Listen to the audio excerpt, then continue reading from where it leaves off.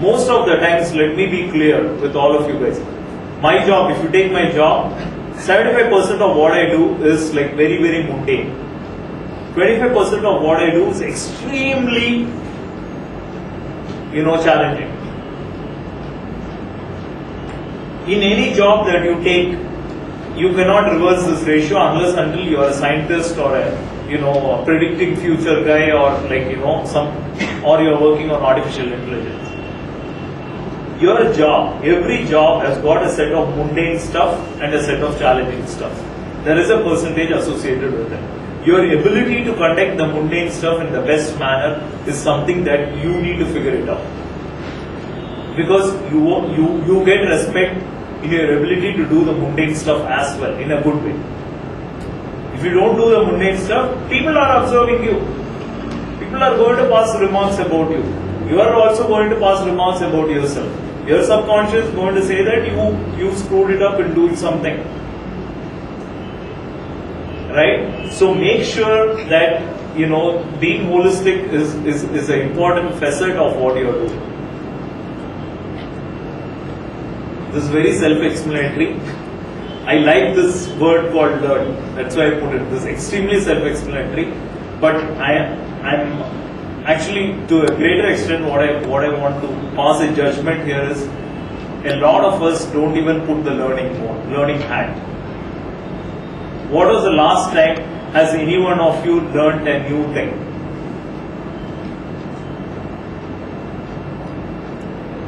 No answers for me. Answer yourself. Google is there. Can serve, you can learn. Play to win and win to play.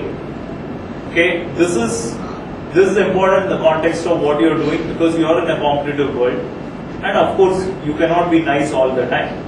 So you got to play to win and you got to win to play. The big key takeaway in this statement is activity and achievement. You might have hundreds of activities that you do every day. Is it resulting in results? Am I correlating all my activities into results? That is important, and that is for you to analyze, right? You can, a lot of times, a lot of us will actually correlate achievement to activities. If I do 10 activities today, okay, I'm done. I've achieved. But there's a question, like earlier, in the earlier slide we were talking about, we said that don't speak about the results, just do what you are supposed to. That is at a generic level.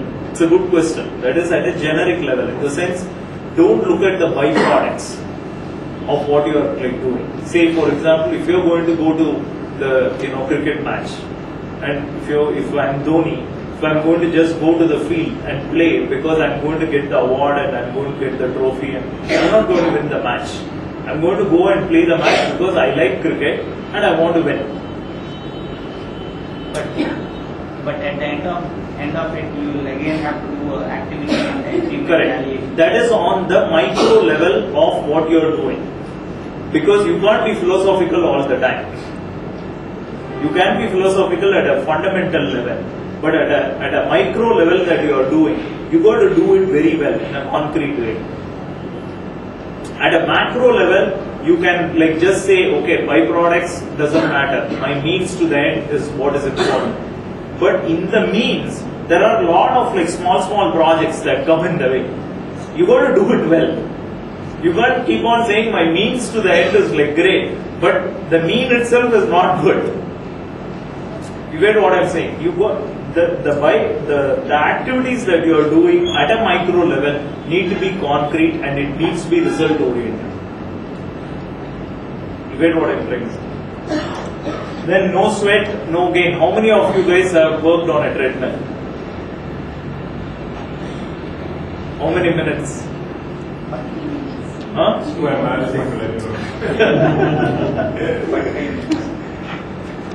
Sajida? 20. Great, man. Running or walking? You can't run for 20 minutes. the reason why I bring up this example is when you do the treadmill, right? I'm not a great runner, but I do 55 minutes continuously on the treadmill. But when you do running, when you finish 10 minutes, your mind will say, chuck it, let's reduce the speed, it's fine. Your mind will say, it will tell you, like, just stop it, I don't want to take the, pain. I just don't want to take the pain. I just need to just stop it. If you cross the 20th minute, your mind will say, it is fine, but it's boring. Just stop it. There is no pain after 20th minute. It is just that your mind will say, stop it. I don't want to take it. If you cross the 30th minute, you become a robot, basically. You can run. You can keep on running. You can just go on. After 30 minutes continuous running, you can keep on running. There is no problem. But at that time, your mind needs something to focus on. Otherwise, your body will get fatigued very easily. So, most of the runners, what they say is, it is always the first, this thing, lap, crawl. Once you cross that, a marathon runner, you ask all the Venkat is a marathon guy. Venkat, am I right? He is a marathon runner. I have never participated in that. I am a treadmill runner.